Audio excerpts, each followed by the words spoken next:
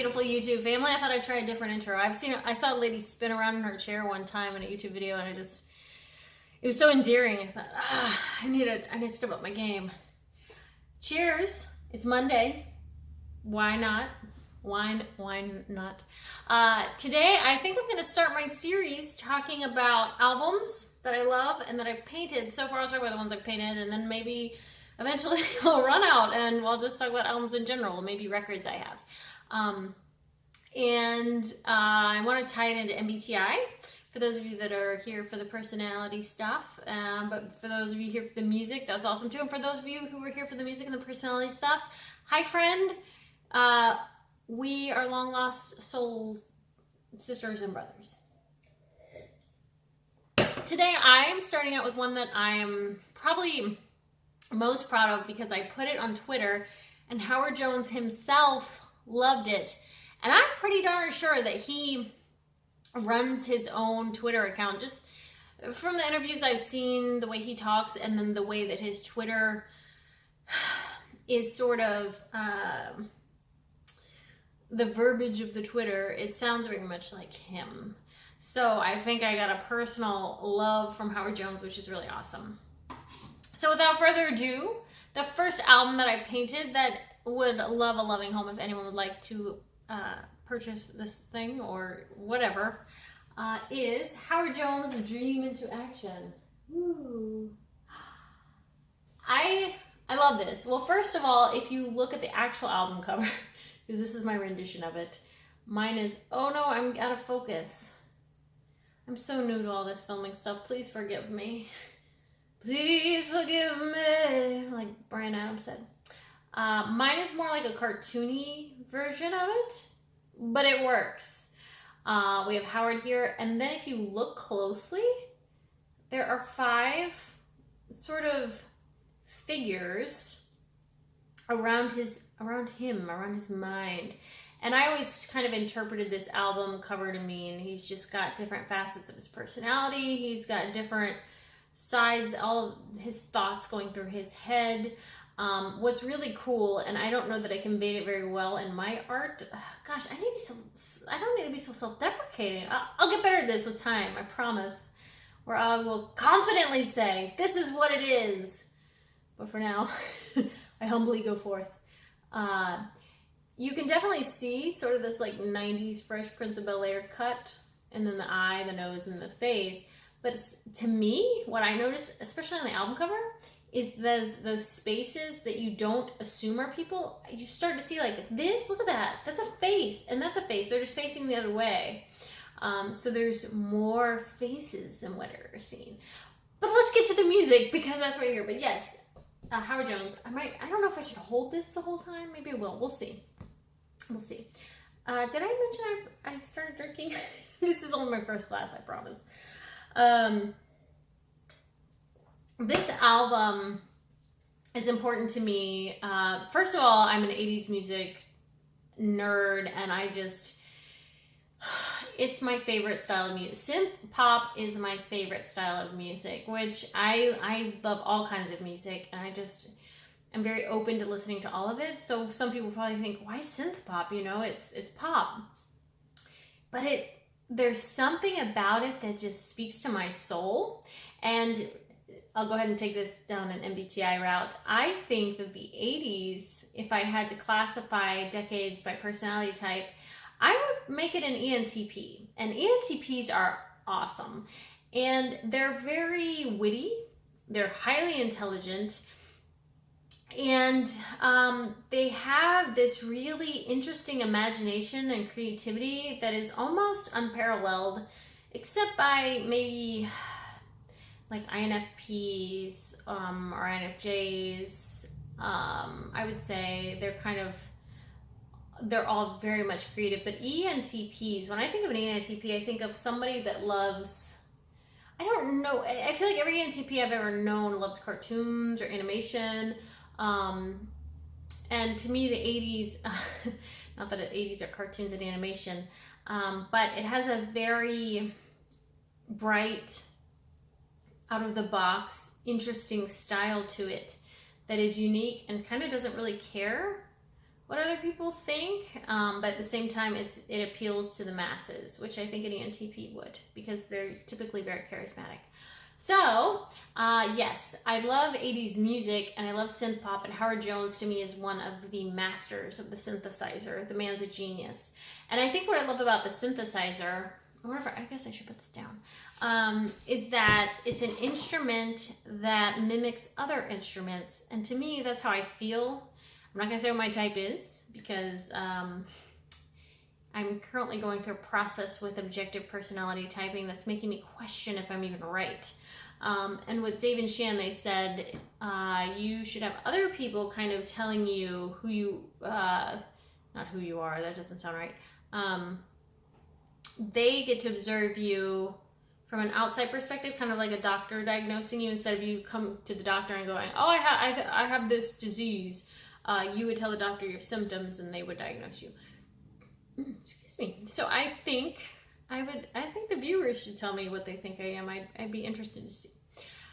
Whoa, I'm getting way off track. I tend to do that. I'm so sorry. But, so, where was I? I almost need somebody with me to keep me on track.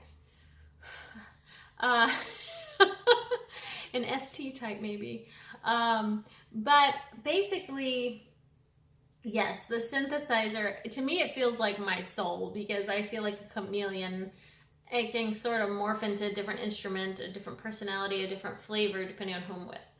So, back to Howard Jones' Dream into Action. The first, I have it on the computer behind me, so if I look in the distance, from a distance, thank you, Bet.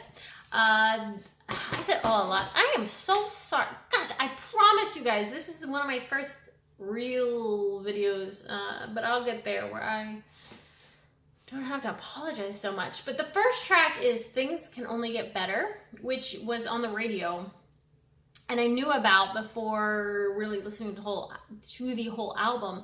But that is a great, just uplifting, poppy reminder that life it's gonna go up from here. You hit the bottom, it's just gonna go up. I love that. Life in One Day. I'm not gonna spend too much time on the first track because most of you know it. Has a cool, I love the message, because it's for those of us that want to just like get it all accomplished, and if we don't, it's like, I'm not gonna get done. He's saying, breathe, take it one day at a time. And he has a cool,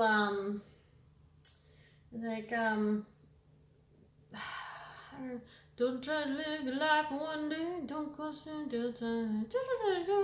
It's sort of got, I imagine, like a piper kind of piping and having people follow him in my mind when I hear that song. It's really interesting. No One Is to Blame is so heartbreaking in a beautiful way, because again, that one was played on the radio, and you'll probably hear it when you walk around the grocery store, because they tend to play Howard Jones in the grocery store. But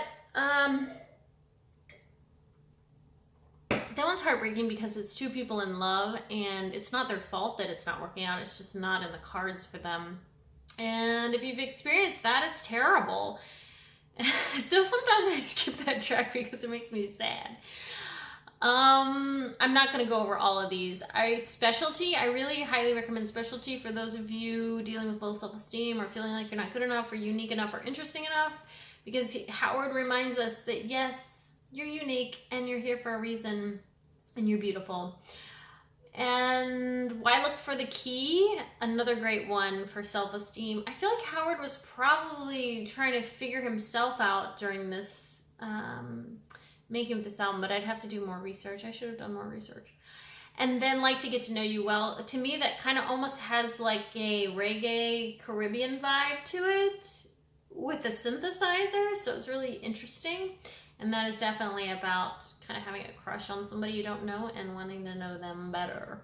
I could go more into depth about all this, but I kind of want to keep this short so that I don't turn you guys off and you turn me off, and meaning you hit the pause button and I say, peace, peace.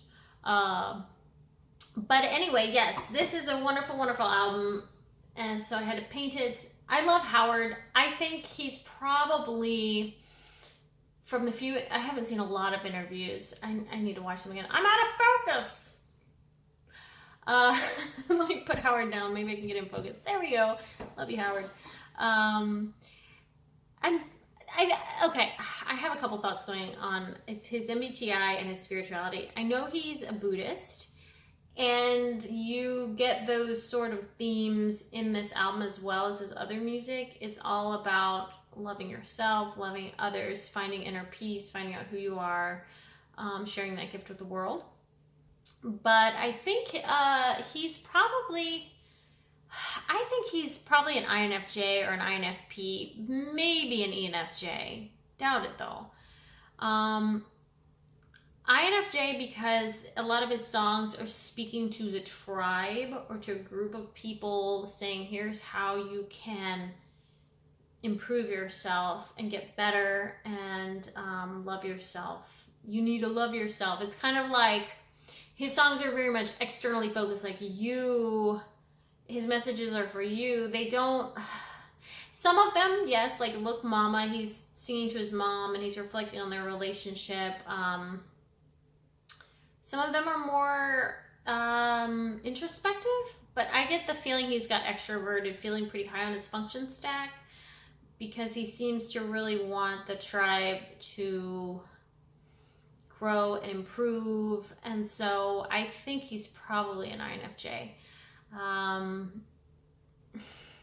The only reason I don't go with ENFJ is because in the interviews he seems kind of closed off and quiet and awkward, which an ENFJ could be, but not typically. And the reason I say INFP is because he's got that supreme quirkiness that you see in INFPs, but that could be an Enneagram 4, type 4, because I could definitely see him being an Enneagram type 4. I think that's pretty cut and dry because he does seem like he wants to be known for his uniqueness. He always has like an interesting haircut or style. And I love that he doesn't try too hard to fit the mold of a pop star, and yet he is. And he was successful at it. So go Howard. I mean, I think that's what music should be, is people expressing their self and their soul and their message and not even worrying, how do I look, my image. It's kind of like radio killed. Video killed the radio star. Good gracious, it's bodacious. I'm censoring myself because in case kids are watching this. Nelly. I'm pretty sure that's Nelly, right? Comment below if I'm wrong. My hip hop knowledge is decent, but it needs to be better. Country and hip hop I need to brush up on. So, yeah. I think that's it. I'm going to cut this off at the 13-minute mark because this is getting a little long. And I don't do edits. I just going to talk through because I'm not at that point yet, but I still want to put out content. So I hope you enjoyed this. If you have any album requests or artist requests that you'd like to know what I think their MBTI is or my thoughts on their music, please let me know. I'm hoping one day I'll pull out the guitar and actually sing you a song because I do sing. And that would be an honor and a pleasure. In the meantime, I wish you well, sending you lots of love, and namaste. Mwah.